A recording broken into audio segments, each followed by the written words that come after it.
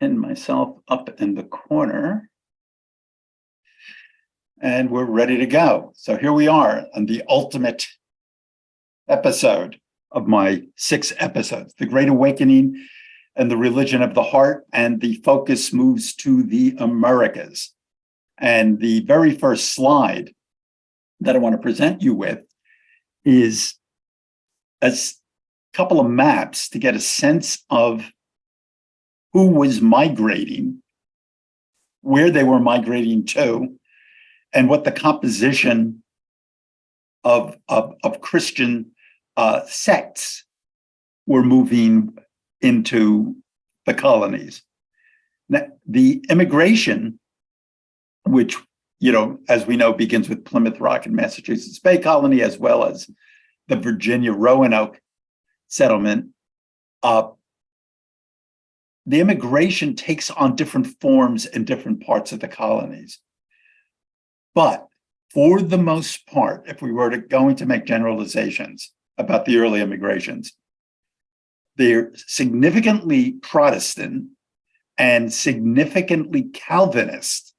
They were coming from Northern European countries that were this does not mean that Catholics didn't come also, but there were great numbers of Congregationalists, Presbyterians, the Puritans themselves being the Congregationalist group, but they represented the radical and Reformed church groups, and they were motivated by the opportunity to establish their own dominance when they got to the colony of their choice.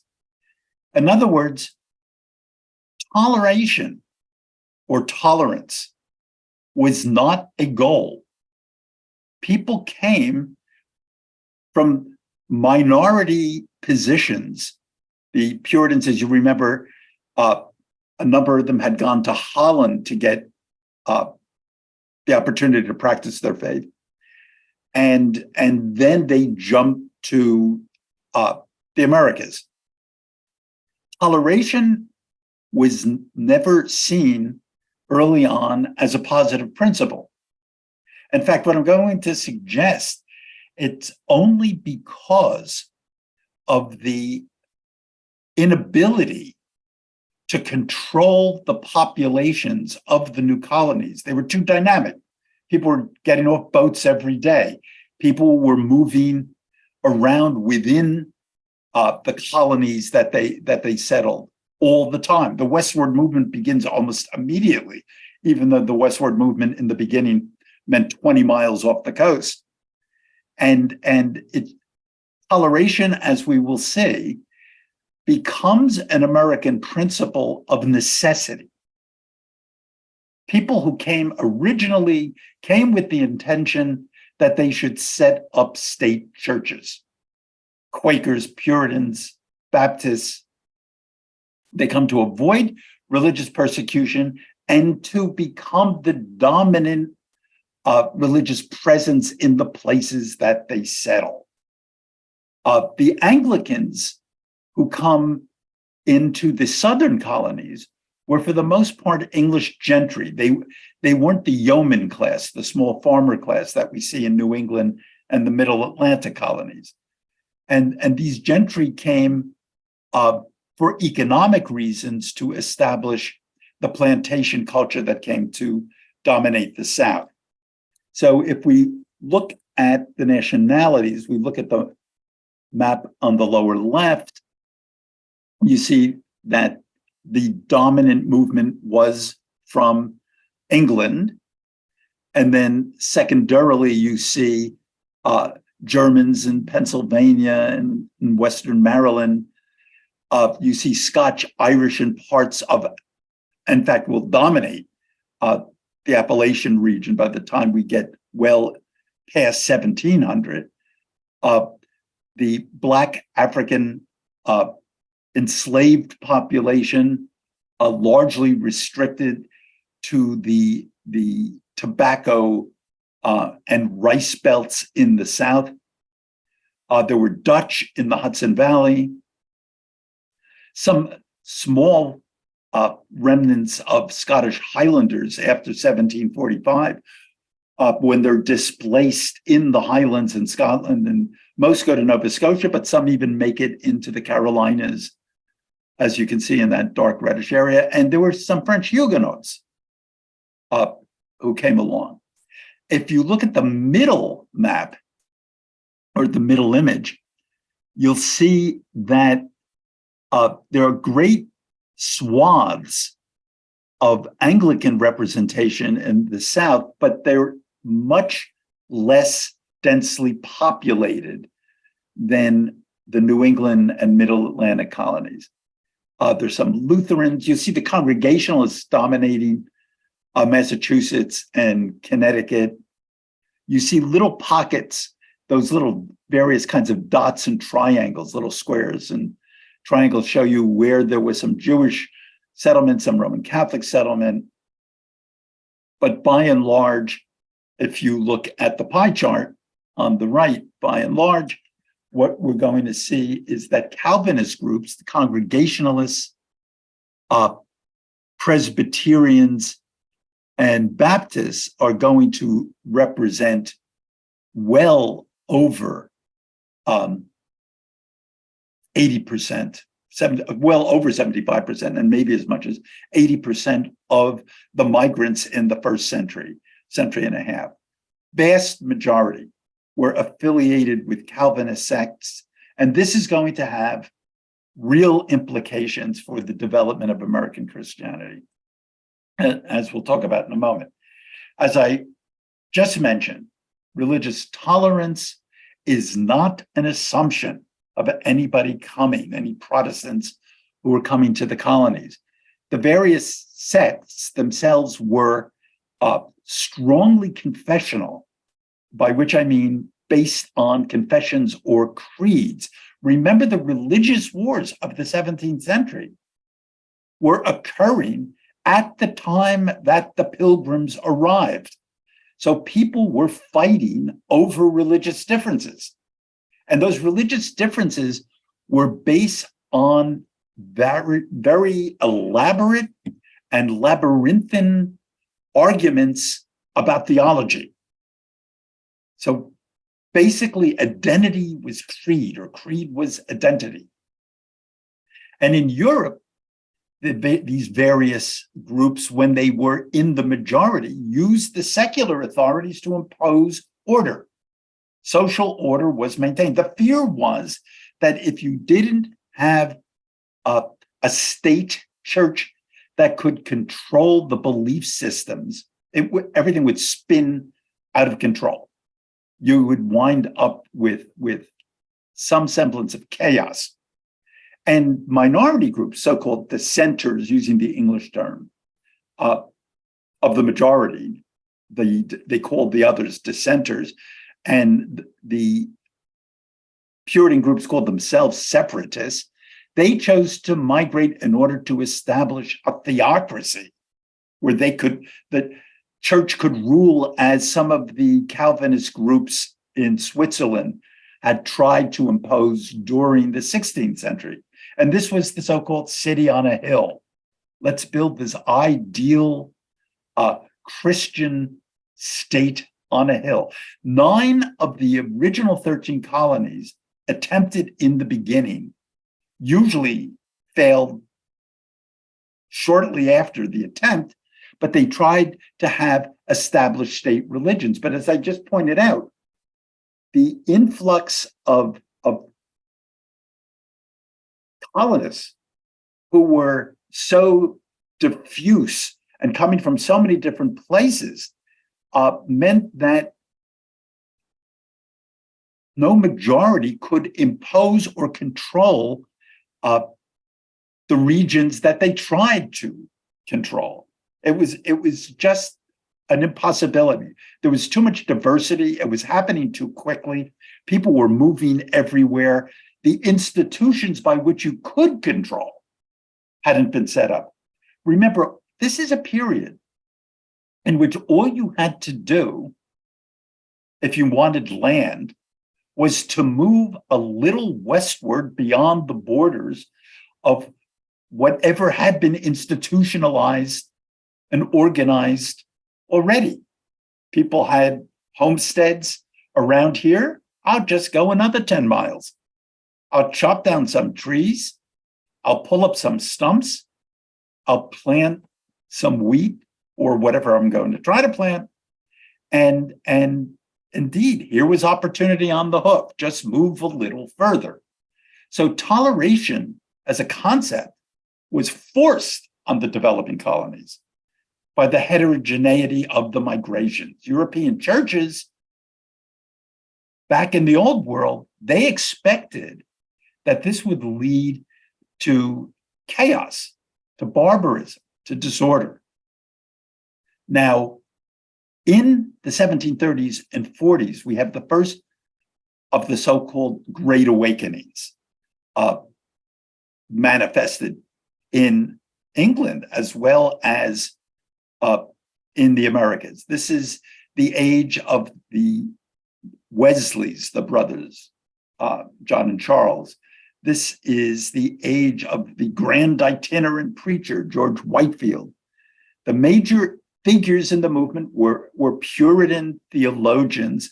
And in America, that meant Jonathan Edwards, who later on became the president of Princeton. And this movement was rooted in the European evangelical tradition, strict adherence to a fundamentalist interpretation of the Bible. And the Bible was being used and preaching, the word was being used to revive religiosity in the local communities. It emphasized sin, redemption, grace, and conversion, or what they called election. There's a picture of George Whitefield preaching. This movement, this version of the awakening, was fairly tame compared to what was going to follow. It did have some common traits with the so-called Second Awakening of the early 19th century. And one trait was that sectarian theological differentiation among the various sects was being de-emphasized for a radical focus on the conversion experience. So the more you focus on individual behavior, individual self-cleansing, self-organization, the more that becomes the focus, the less the preaching is going to be about what makes Puritans different from Methodists and what makes Methodists different from this kind of Baptist and what makes this kind of Baptist different from a Lutheran. So it's about the personal response to grace, and often this simple stylistic change meant that within some of the churches, the new version of preaching was referred to as new light, the new lights versus the old lights, the ones who just wanted to get up in front of the congregation and preach about the theological confessional system that particular church followed. So traditionally, pastors had read these dense and tendentious sermons. Now there's a new rhetorical style, and it's adapted for the intended conversion: simple, direct, emotional, and colloquial. And part of this is that even early on, it was recognized that the institutions, the churches, various methods for schooling, all the social institutions were having trouble keeping up with the social and economic turmoil, people moving, populations changing rapidly. I mean, you could lose, before you could build the internal organizational structure to support a well-run community, a third of your population might decide to migrate a little further westward. And how are you going to keep them up within the Christian umbrella, beneath the Christian umbrella, except by a direct, simple, emotional, and colloquial appeal to their inner sensibility? They're going to have to carry the individual. It was seen early on in the movement was going to have to carry their Christianity with them. You don't move westward from your town in Switzerland, because as soon as you move, there is the border to the next town, which is fully occupied with its own institutions. This was a new American problem. This whole idea of expansion and having the social infrastructure keep up with the expansion. And so the preaching in this first movement, it was very pietistic, if you will. It focused on fire and brimstone. And this is the great age of fire and brimstone. Jonathan Edwards, as the spokesperson, this is a quote from his homily called "Sinners in the Hands of an Angry God." And I quote, "The use of this awful subject may be for awakening unconverted persons to a conviction of their danger. This that you have heard is the case of everyone out of Christ. That world of misery, that lake of burning brimstone, is extended abroad under you. There is the dreadful pit of the glowing flames of the wrath of God. There is hell's wide gaping mouth open, and you have nothing to stand upon, nor anything between you and hell but the air. It is only the power and mere pleasure of God that holds you up." And the intention is to bring the individual to the point of an internal conversion that has this powerful emotional base to it. These awakenings have had two effects. One was that they have brought them immediately to quit their sinful practices. This is the point. And the looser sort have been brought to forsake and dread their former vices and extravagances. When once the Spirit of God began to be so wonderfully poured out in a general way through the town, people had soon done with their old quarrels, backbiting, and intermeddling with other men's matters. The tavern was soon left empty, and persons kept very much at home. The other effect was that it put them on earnest application to the means of salvation, reading, prayer, meditation, the ordinances of God's house and private conference. Their cry was, "What shall we do to be saved?"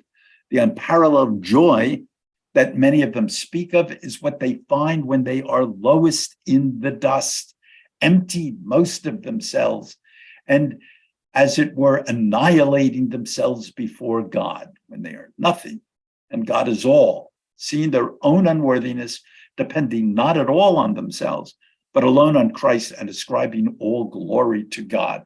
And this is from A Faithful Narrative of the Surprising Work of God. So Edwards and people of his ilk, and this was still a if you will, a very well-educated, gentlemanly approach to conversion. It was a revival. It led to piety. It led to silences and internal contemplation and meditation. And the style of this movement, which is why I called it pietistic, was, if you will, self-introspective, and frankly, scared of consequences. This was the angry God that you had the experience. You brought yourself to this point because you feared the consequences. There's a wonderful diary left by a Puritan father in the late or I should say in the early 18th century, of his having in the diary, this entry about his having asked his 10-year-old daughter whether she'd had the internal experience of being saved. And she said not. Remember, these were people who were products of the predestinarian sects, the Calvinist sects. And she said, no, I haven't had that experience. And he sat with her and cried, we hear in his diary. Now, the intellectual class of the colonies, the educated elite, and a lot of these were Southerners, but there were also Adams of New England and Franklin of Pennsylvania, but the Jeffersons and the Madisons and the Hamiltons, they shared basically the ideas of the European Enlightenment. The intelligentsia were educated in the classic curriculum, of the Enlightenment. And they confidently believed in a rational, progressive resolution to the backward social and political institutions of the Middle Ages. Religiously, many of them were deists, or what was called deists at the time. It was a belief that there was a creator God because the universe was too perfect a design, but that this was not the God of cult worship. This was not the God of ancient peoples brought to us through a text that was 2,000 years old. That they found irrational. The central assumption of this new thought was that the values of traditional Protestant Christianity, the ethics, could be preserved because they were rational. It could be arrived at rationally, while being stripped of the mythology of an ancient desert people. Science, which was reason applied to the observation of the natural world, indicated a supreme being, a cosmic watchmaker, as they called it. That's why I have this image of the pocket watch on the right there. Designed an elaborate mechanism, this God, of Newton's universe. Physical laws were discoverable. Newton had shown this in the 1660s and 1670s. Science was objective and universal, as it was perceived by the rationalist cult of the Enlightenment. And cult worship was something that was particular to its culture. These people think this is true. Those people think that is true. And they kill each other over it. Isn't that irrational? It was seen as arbitrary, as naive, even as primitive. The word they put to it was superstitious. It was superstitious. Now, early on, then, in the 18th century, basically what you have, and it's a kind of a class distinction at root, is the product of the awakening, the Protestantism of the awakening, the yeoman class, versus the Enlightenment ideals of the intelligentsia. So the experience of the common man was increasingly being exposed to a stripped down religious preaching with its appeal to emotional conversion at the expense of nuanced confessional theology, the very theology that was the source of bloody warfare and political exclusion in Europe. The experience of the educated elite was increasingly exposed to the new rationalism. So historians often look back to the 18th century and they see there the roots, and they write books with those titles. Richard Hofstadter's book on anti-intellectualism in colonial America. In the 18th century, there's this gap between the educated and the uneducated, between the intellectual and the man in the street. And this is the harbinger of what's going to emerge as a kind of American anti-intellectualism, which we're going to talk about in depth a little further into today's presentation. Now, on top of this, And as a tremendous catalytic event, there is the French Revolution. Now, in 1789, there was a fair amount of popular support for the revolution in France. Remember, France had supported the American colonies in their drive to become an independent country. So there were many well-disposed people to the French model. The Democratic Republican Party, as it was called in those days, of Jefferson, favored ties with France and the whole idea of leveling out aristocratic classes. There was a real sentiment in Jefferson's camp for that. Hamilton's Federalists, on the other hand, were very skeptical of revolutionary impulses and favored the British respect for class hierarchy. As the French Revolution enters its radical phase, Americans, much like Dickens and the English, universally agreed upon, people who, in the Anglo world, universally agreed upon the sacredness of private property.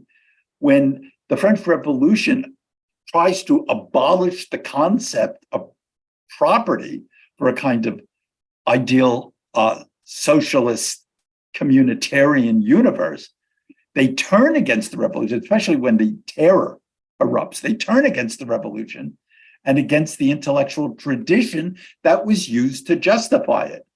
All those highfalutin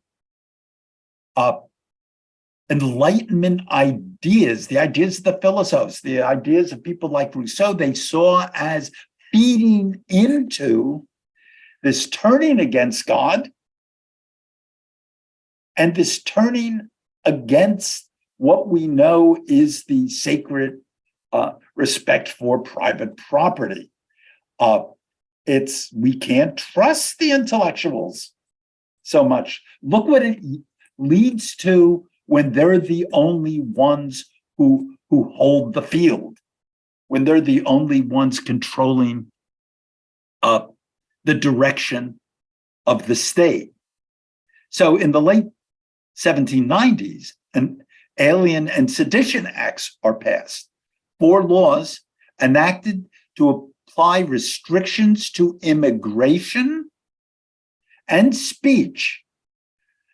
And it resulted in prosecutions of political writing.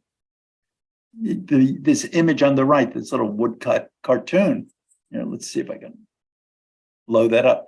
There were fights in Congress. If you think the House of Representatives has issues now, there's a fight in Congress over the Alien and Sedition Acts, which arguably went very extremely against elements of the Bill of Rights and the like. And then we arrive at the circumstances at the end of the century and the turn into the next century, where the leadership class is well educated in Enlightenment curriculum. Aside from religion, they controlled the intellectual life of the new nation. But yeoman citizenry, on the other hand, which was literate, but not so much intellectually literate. They're literate and informed. They read their broadside newspapers, but increasingly were suspicious of Enlightenment ideas. And by the way, since they're Calvinists, they also read the Bible, particularly regarding what they saw as a fundamental attack on Christianity. Into this mix, you toss the westward expansion. So a prosperous, expanding nation, it's expanding geographically, economically, and socially. And it needs infrastructure, the infrastructure of established, entrenched institutions. But the pioneer movement West taxes the ability of social institutions to keep up. You've got too many places where the Daniel Boones of the New World are going to move, as they're way off the coast by 1800 in places as far west as Kentucky. So here's a map. We have America in 1800. So we have the original colonies, the states, and pink, we have these new territories, the Northwest Territory comprising everything from Indiana up towards the edge of Minnesota and the like. And you have a disputed territory between the state of Georgia and the United States. The federal government's claiming south of Tennessee, and Georgia saying, no, that's just our western wing, and what will become, Alabama and Mississippi. The Mississippi Territory, Florida is still being controlled by Spain. And you have the colony of Louisiana, which is well recognized as a French colony. But, and so arguably, what do we have? 35% of what will become the lower 48 is controlled by the new nation in 1800. Bingo, 1803, Jefferson manages to convince Napoleon, who needs money because his wars, his European wars, are leaving him really exposed as he tries to keep major armies in the field. This is around the time he's declared himself emperor. This is about the time that Beethoven writes the Emperor Concerto for him. And he so needs money that Jefferson pulls off this great coup.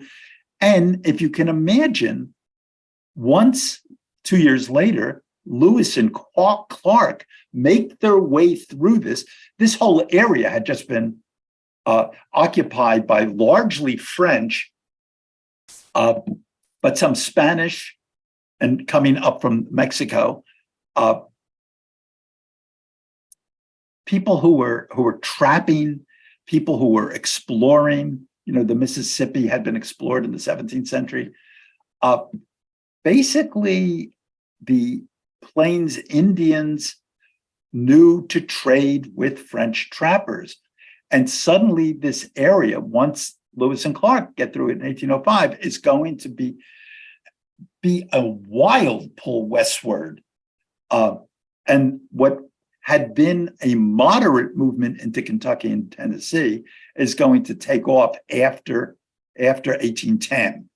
It's going to become a major movement. Now, as that is going on, as expansion is occurring without social institution, people just, you get in the covered wagon, but you can't bring your schools with you. You can't bring your church with you. There are the Methodist circuit riders that begin to penetrate the westward region. But what is discovered in one of the western locales, if I go back to the map for a second, Kentucky being, if you will, the West in this period, in 1801, at a place called Cane Ridge, there is a famous, celebrated first camp meeting. The revival of the earlier period is going to be reawakened, but it's going to take on an entirely different coloration. This revival, which is now not taking place in quiet, well-ordered, pietistic New England or Princeton, this revival is going to be on the frontier. And this revival, this camp meeting, is going to define what becomes a model for preaching and awakening for the next half century. In Cane Ridge, in this initial explosion, a score of ministers representing several different Protestant sects. There were Baptists of various tones and Methodists and Presbyterians. They all preached simultaneously. This was This was a come on down. We are going to downplay the differences that exist between us. I mean, if you can imagine this in continental Europe, this would have been people who had just gotten over blowing each other to smithereens, getting together and saying, let's come down and have one large tent. This is the first of the great tents. Come on down. The justification for joining forces was that sectarian confessional differences were inconsequential. They're abstruse. They're hard to remember. Who gets it right? It's so overly detailed. It's so boring that it shouldn't matter. What is important? Well, we all agree on a simple narrative. Repent your sins and accept Christ. Isn't that the heart of it? If we reduce the ideological complexity of Christianity that had just become layered and layered with refined arguments from Martin Luther and John Calvin, who were writing 1,000-page, the Institutes of the Christian Religion of John Calvin is like 1,000 pages. All this ornate theology goes out the window. It's not important. Repent your sins and accept Christ.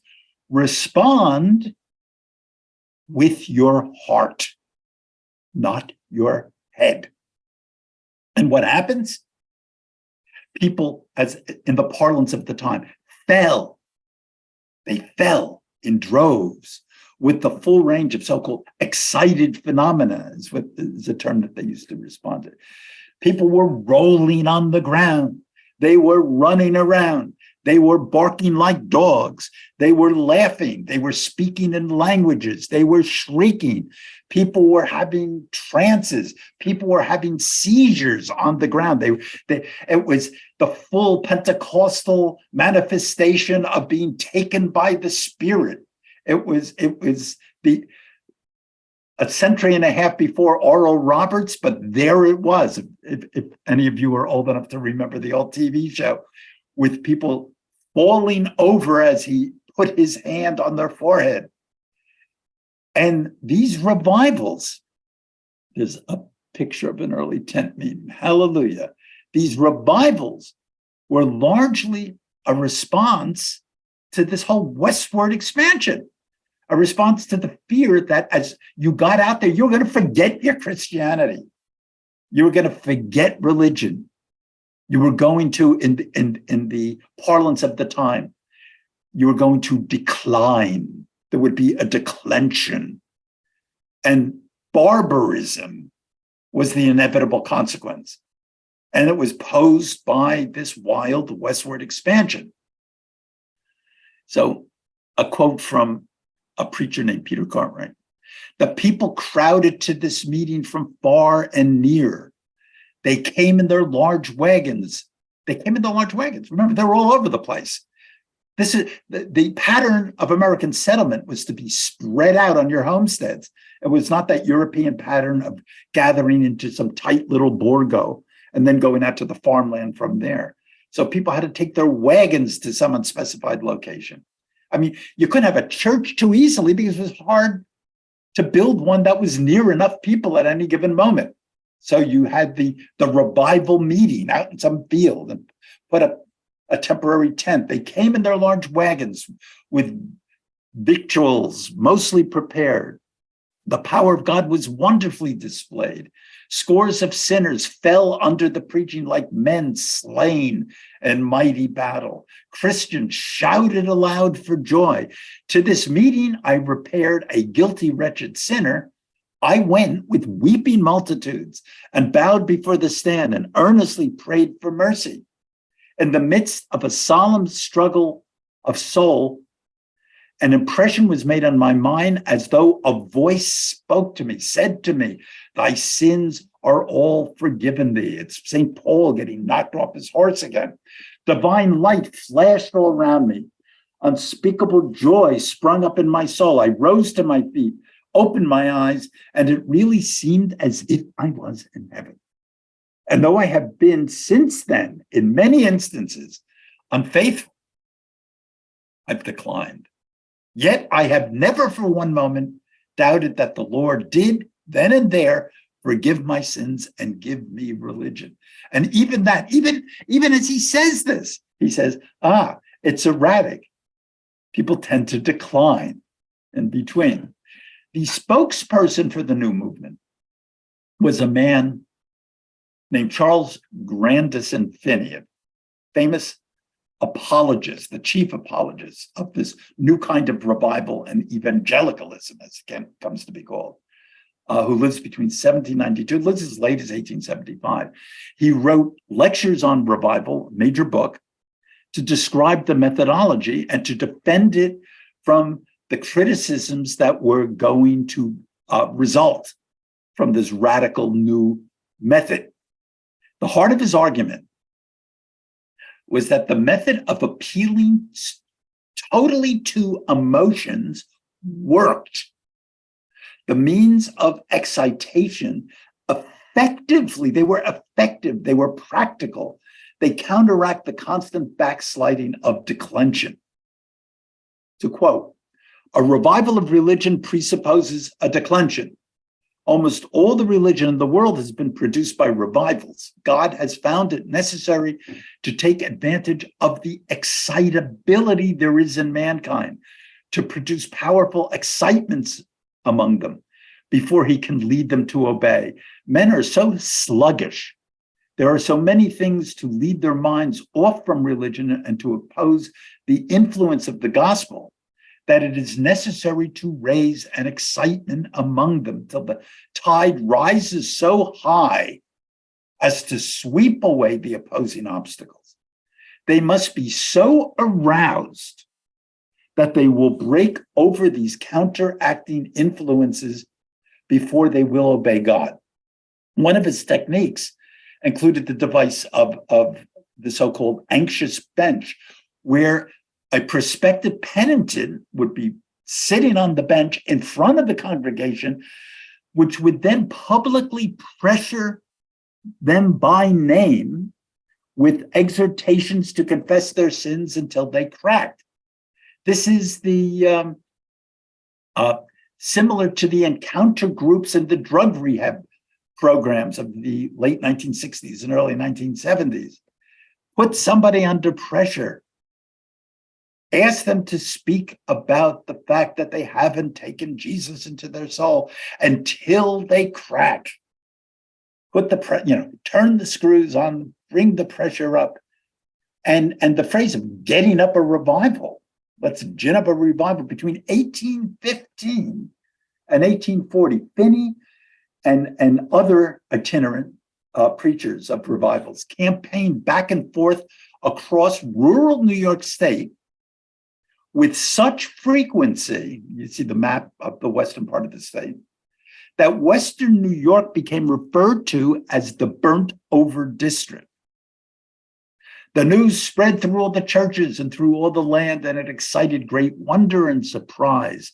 But it kindled a religious flame that spread all over Kentucky and through many states, says Peter Cartwright.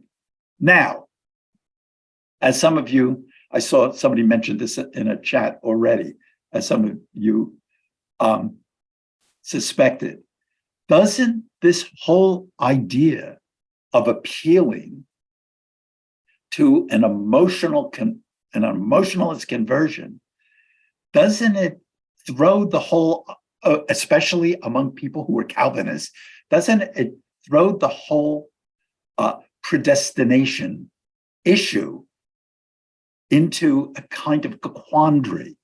Now, remember, in this first bullet, agency versus inability, predestinarianism, for traditional Calvinists, most American sects, as we noted in the first slide, election was predestined.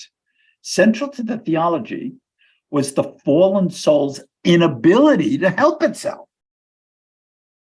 You know, remember those words of Calvin himself. It's a hard truth you're predestined either for salvation or for hell. The sinner was quietly passive and sat awaiting the agency of God's grace. God was sovereign. God was the only agent. Flavors of this were at the root of many theological debates in European Protestantism. Positions about such issues as infant versus adult baptism or the efficacy of sacraments were elaborated in depth. They provided the intellectual content of entire communities. But as early as the mid 16th century, in Europe, because of a man named Arminius, there had been even an early theological reaction to the theory of predestination, which argued individual agency, free will, if you will. And it was roundly considered heretical by Calvinist churches. There isn't free will in this regard. But Finney's revivals were seen by old line Calvinists, old guard Calvinists, as Arminian. The preacher's purpose was to excite the sinner through demonstrative exhortation until they, the individual, the agent, acted and chose salvation. The message appealed to this American penchant for pragmatism. Let's just get it done. Finney says, listen, it isn't like I don't believe in predestination, but this works. There was a lot of criticism of the so-called new measures. Theologians from the traditional Calvinist backgrounds took issue with Finney's brand of revival. So the European mindset considered revivalism heretical and socially dangerous.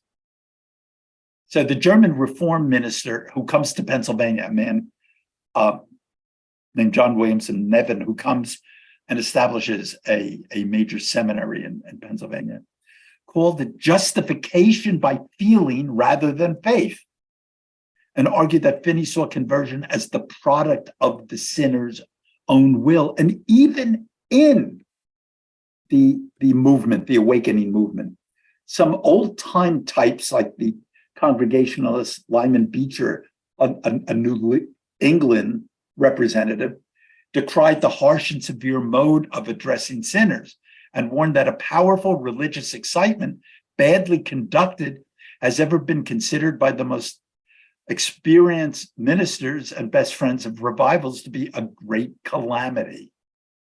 It could be very dangerous. It is perceived as being socially dangerous.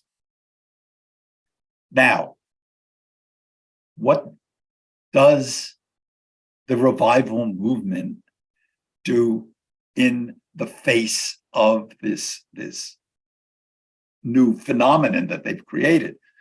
Now, the fear of many founding fathers and European conservatives was that American democracy was centrifugal in nature.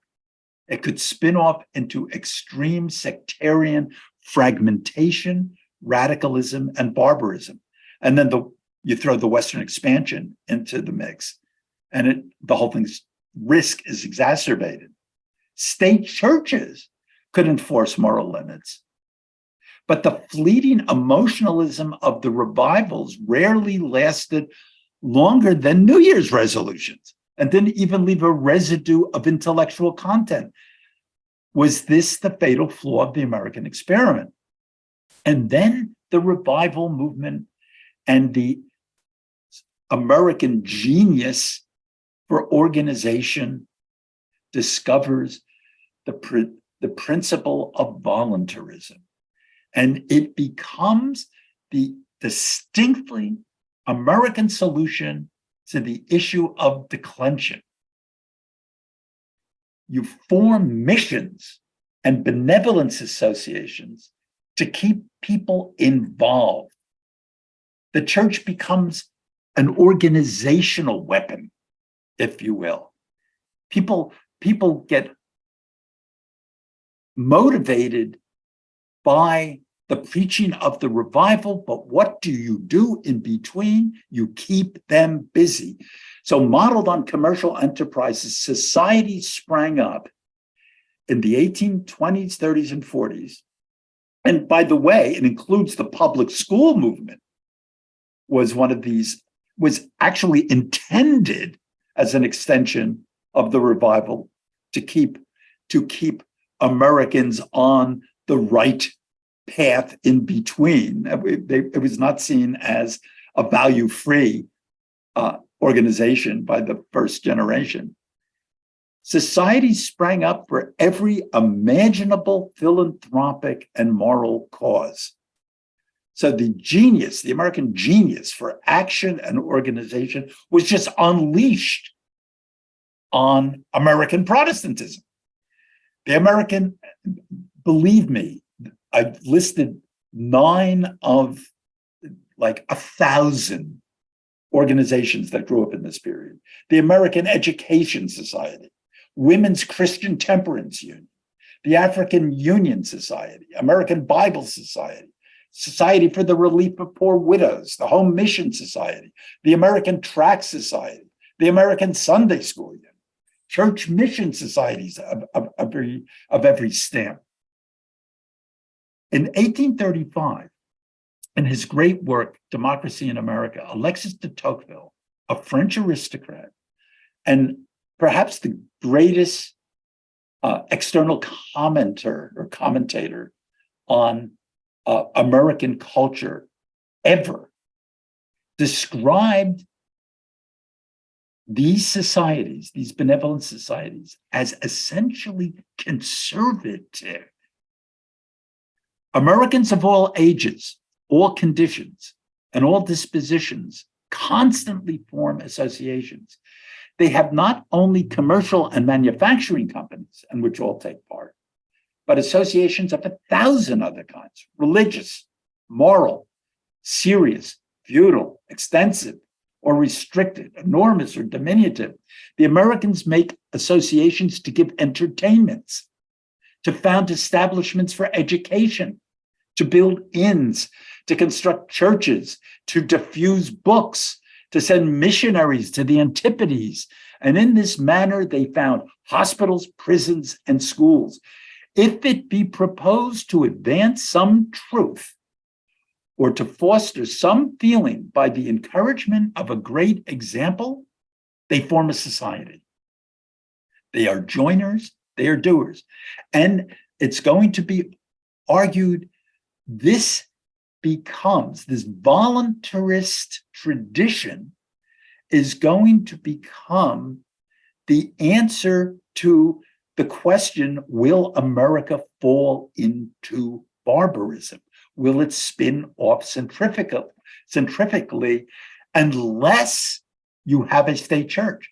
And the argument is going to be, you don't need a state church. In fact, we could institute a state church if we wanted to. What would it be? What would the state church be? We'd wind up in a bloody pool of blood the way Europe had been.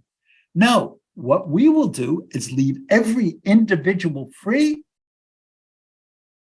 but exhort them all to join these various boosterist organizations for whatever single issue or complex of issues moves them. You think drink and gin houses are the greatest threat? Well, let's have an organization for that. You think poverty, you think Sunday school education, whatever. Let's join. Come on down. So in this dichotomy between traditional European Protestantism and American Protestantism is this gulf of positions that Europeans are startled by. They don't know how to comprehend in this period what is going on in America, even with people like de Tocqueville trying to explain it to them. So On the European side, you need state churches to avoid violence, to get social unity. There's no principle of toleration or diversity. Here's the state church. Remember, in England, Catholicism wasn't legally allowed again until well into the 19th century. Social mores, social unity is controlled by churches as agents of the state. Church theology was systematically defined and defended. Those subtle, nuanced differences and theological positions mattered. America was perceived as potentially radical and revolutionary because the governors, the controllers were taken off. The lid was off the pot. And American sectarian diversity must, in the European sensibility, lead to chaos and barbarity. But on the American side, you had this necessary separation of church and state. And of course, the intellectual elite in the 18th century had seen this as a positive principle.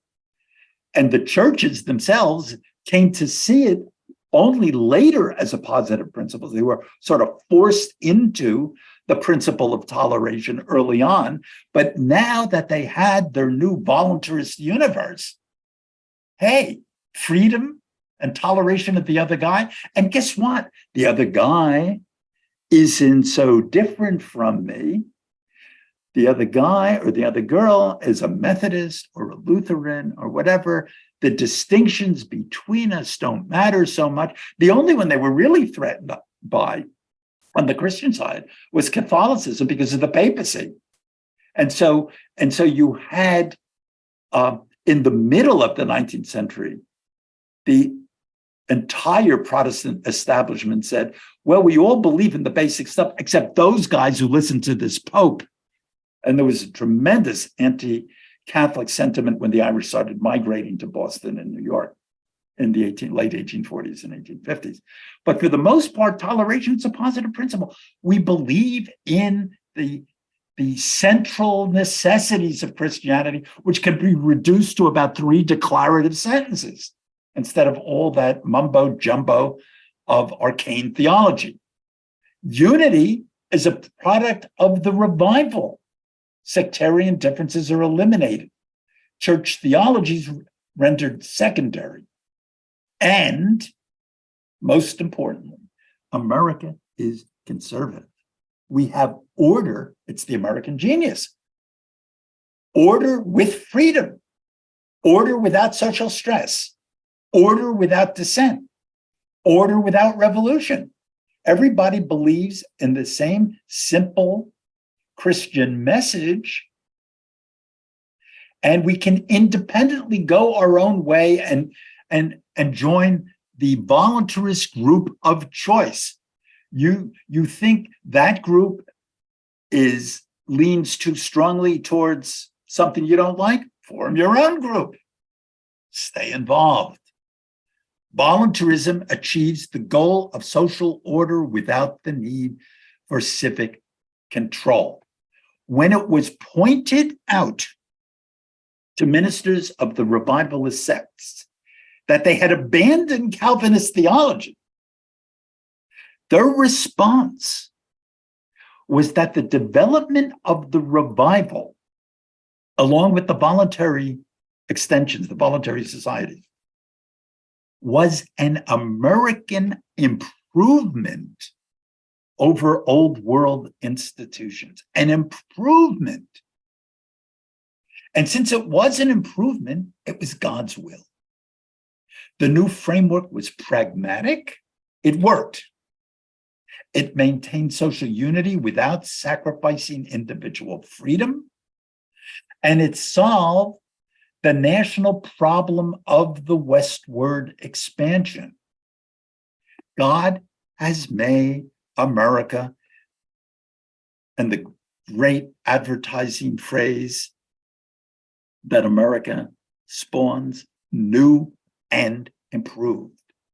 America is God's intended exception. Christianity has taken on an evolutionary improvement. We and our method is superior. Do you see how much better it works? We've moved beyond. Christianity has changed.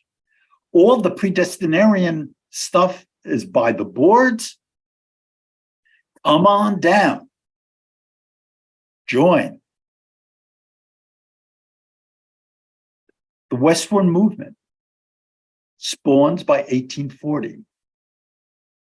The idea that this American exceptionalism is a manifest, obvious before your eyes, if you open your eyes, destiny that's part of the American religious enterprise. So it becomes a commonplace to link America, the national manifest destiny, to the new religious manifest destiny. It's not just voluntarist, it's not just revivalist, it's American. So America was God's new and improved special instrument, the salvation of the world. And that claim, John L. Sullivan, 1845, and that claim is by the right of our manifest destiny to overspread and to possess the whole of the continent, which the whole of the continent, God's will, which providence has given us. It's not given us something. We are not imperialists.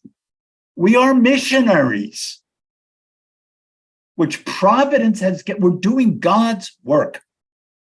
Providence has given us for the development of the great experiment of liberty, and we're doing it while we free everybody. We are going to dominate the continent and free everybody. The great experiment of liberty and federated self-government entrusted to us. And this idea is joined to the image of that which can only be felt, cannot even be intellectually represented in a discourse of ideas. It's the full overflowing of the heart. It is the sublime, that which is beyond words. That is that which is beyond the individual's capacity to understand. It's sublime mountain ranges, its capacious valleys, its majestic rivers, its inland seas, its productive soil, immense mineral resources, and salubrity of climate render it a most desirable habitation for man, and are all worthy of the sublime destiny which awaits it as the foster mother of future billions who will be the governing race of man.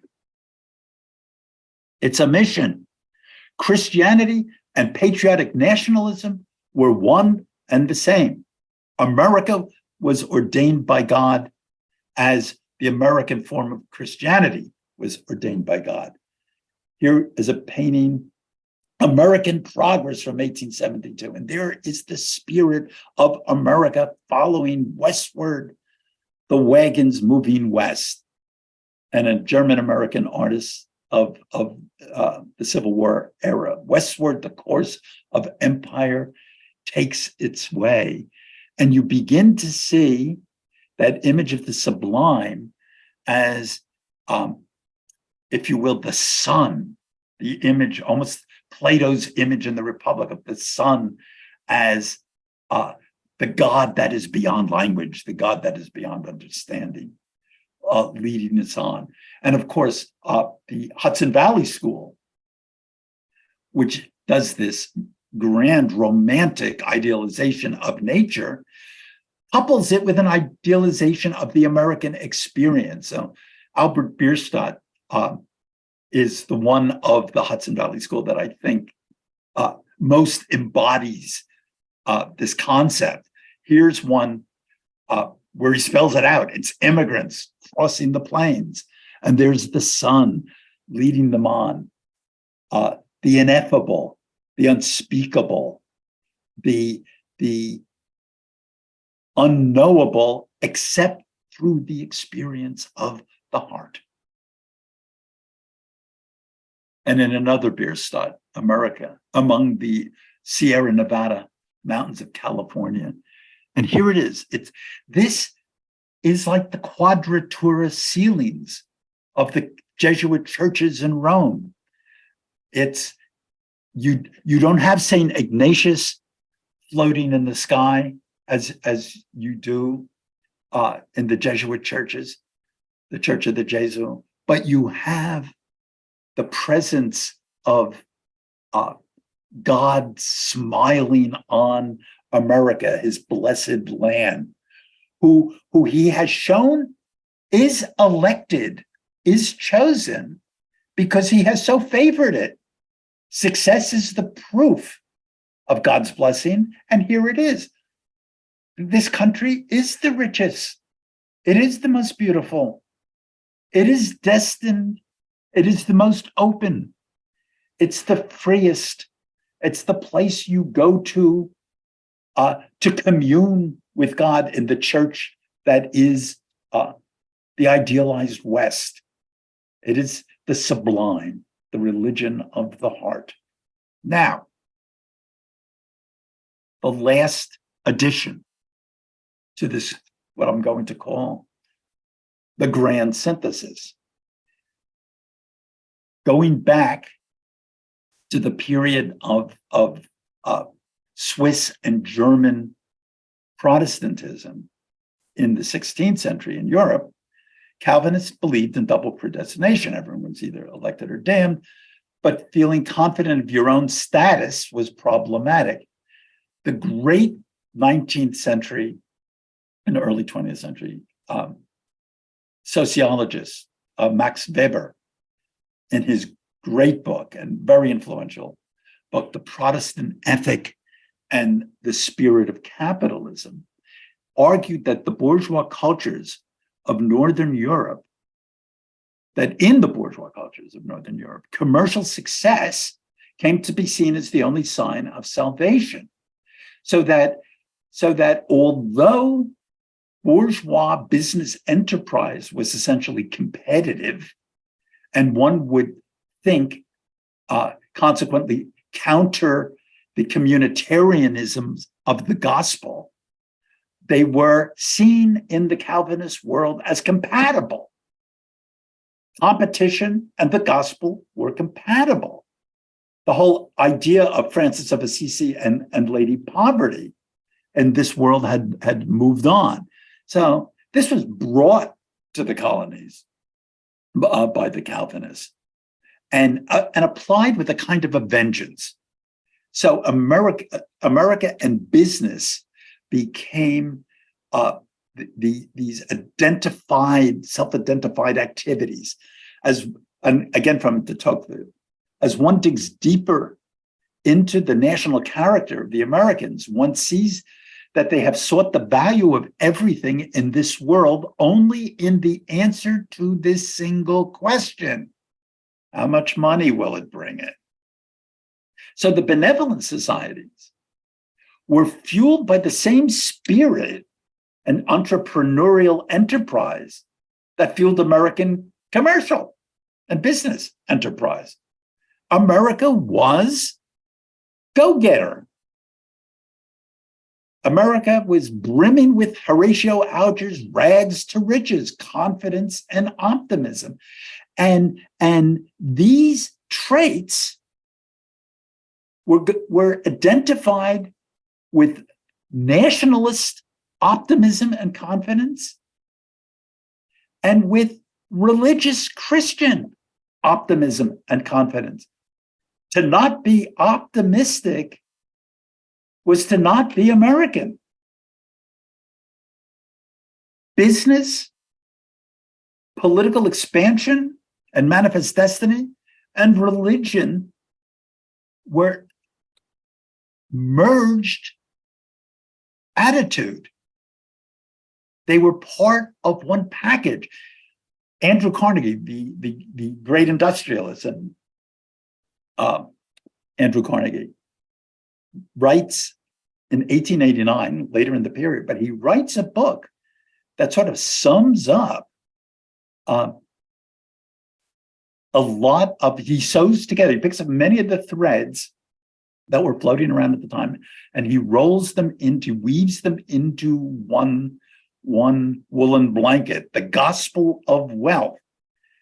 Carnegie completes the merger of American Christianity and capitalism when he described it all as part of God's plan. Here's a robber baron who is explaining that the existence of robber barons was the intended improvement of God.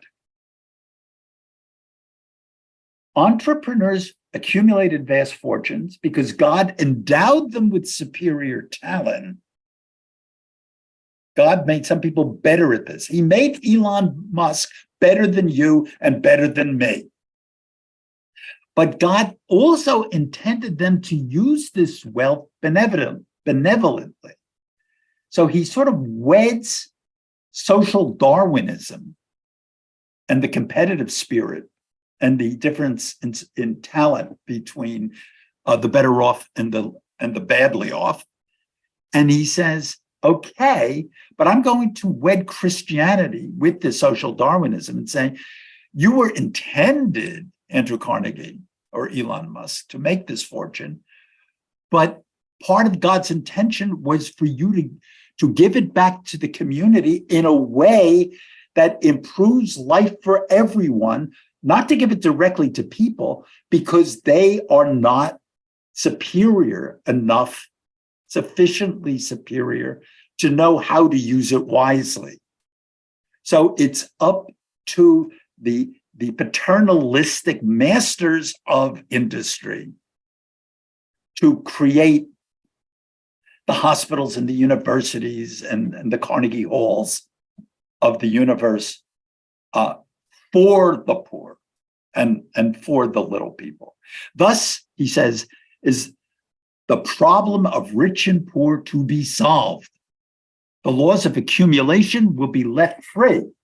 Okay, so no restrictions on capitalism. Let's have it. Freewheeling capitalism. The laws of distribution free.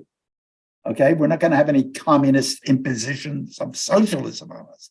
Individualism will continue, but the millionaire will be but a trustee for the poor, bringing to their service his superior wisdom, experience, and ability to administer, doing for them better than they would or could do for themselves. My last slide. Here we have it. The grand synthesis: Christianity, patriotism, and capitalism in one package. The newly emergent American culture merged the moralistic, emotional grammar of evangelical Protestantism with the languages of nationalism, manifest destiny, and commercial capitalism. Evangelicalism, the heart, perfectly embraced the practical, the expedient, and the voluntary. It worked. Intellectual discourse, the head, became secondary at best. Abstract, abstruse, systematic, metaphysical, confessional theology was obsolete. Enlightenment political discourse evaporated. The founders in this period become ciphers and legends. George Washington is reduced to chopping down the cherry tree. This quote comes from one of the greatest of all American historians, Perry Miller, who wrote a book called, he died while writing the book, The Life of the Mind in America, from the Revolution to the Civil War. And this is taken from that book. By this time, a curious combination had been formed in the religious mind, which almost defies analysis. because the intellect and the speculative had become equated with the non-spiritual, then the intellect could be declared a threat to nationality, and so unpracticable. Whereas the union of spirituality, symbolized by the heart, with the perpetuation of American institutions, was the peculiar discovery of American Christianity. And somewhere in the 1840s, the magic word conservative emerged to connote this assemblage of ideas. The great synthesis is the new intellectual content of America. The great synthesis would conserve American unity and civility.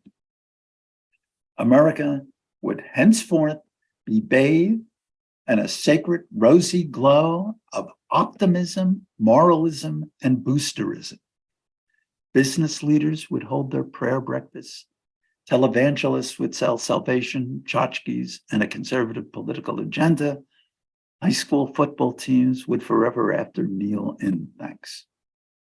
And that is it.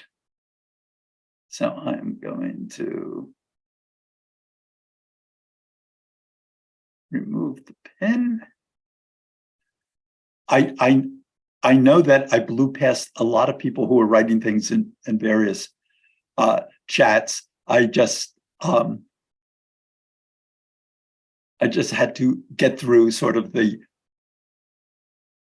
one great spiel in one shot, and I hope that worked. But anyhow, comments or observations or questions? This has been absolutely amazing. I mean, I have always wondered how people could ever understand American history without understanding the religious history of America from day one. So I think you did an excellent job capturing the whole thing. Okay, good. And indeed, American exceptionalism becomes the explanation that to this day just boggles the minds of Europeans who were raised in a tradition of using class analysis to understand. I mean, what's going on in Paris right now over retirement age could never happen in America. Yes. Yeah. And not only that, but you have so clearly laid out the foundations of the current chaos and division.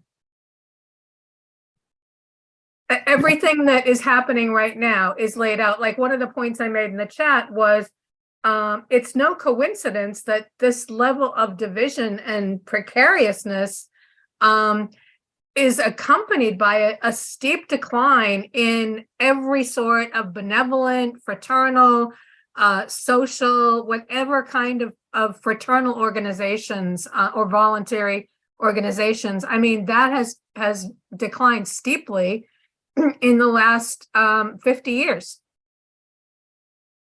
So that formula, which actually may have helped it stay together for a certain amount of time, has been crumbling for a long time. And I don't think enough people have understood it. And replaced by political organization.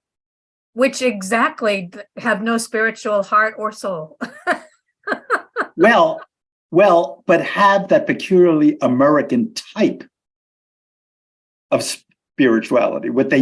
It has the churchiness behind it.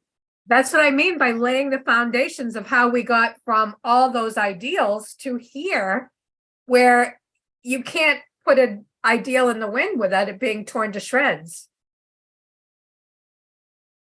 There you go. Anybody else?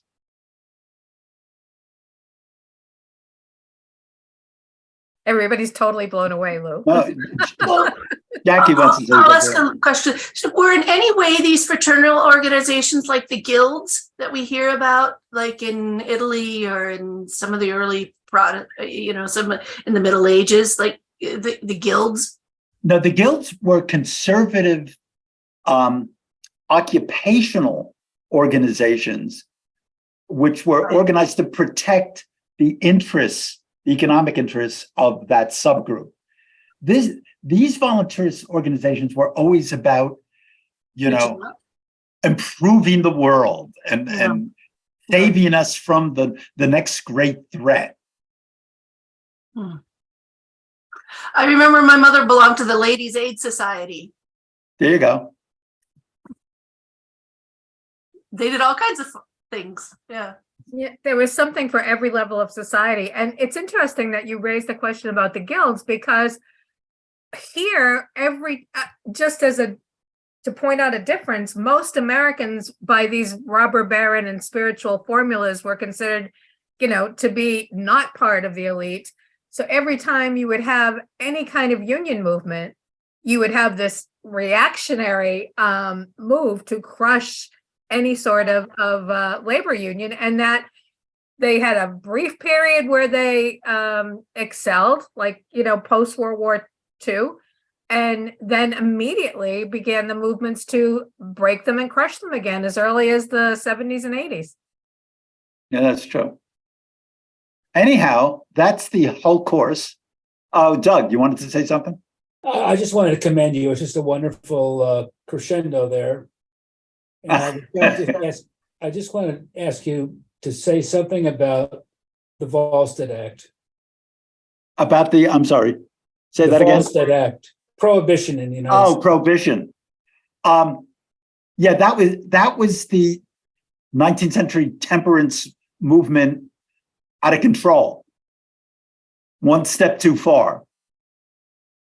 But it by this point, it had entered the political realm. So there were people in both parties who didn't see a way of avoiding giving into that flank. What they thought of as a socially conservative element in each of the parties. Okay, I was taught to believe that the prohibition was a reaction of the country against the city, which was full of that's beer interesting. drinking Catholics. Oh, that's interesting. Yeah, especially the Irish, right? Exactly. Yeah, that's interesting. One could make the case.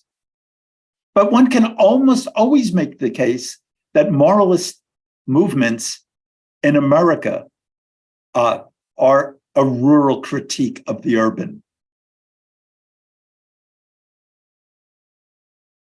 Anyhow, that's the course. I had a lot of fun.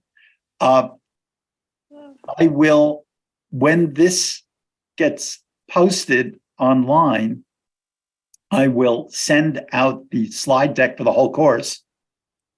And I will have the fellow who puts them on YouTube group these 6 into one playlist. And I will send you the list of all of the playlists that I've done since we started Zooming, because there are now like 7 or 8 classes online that I've done.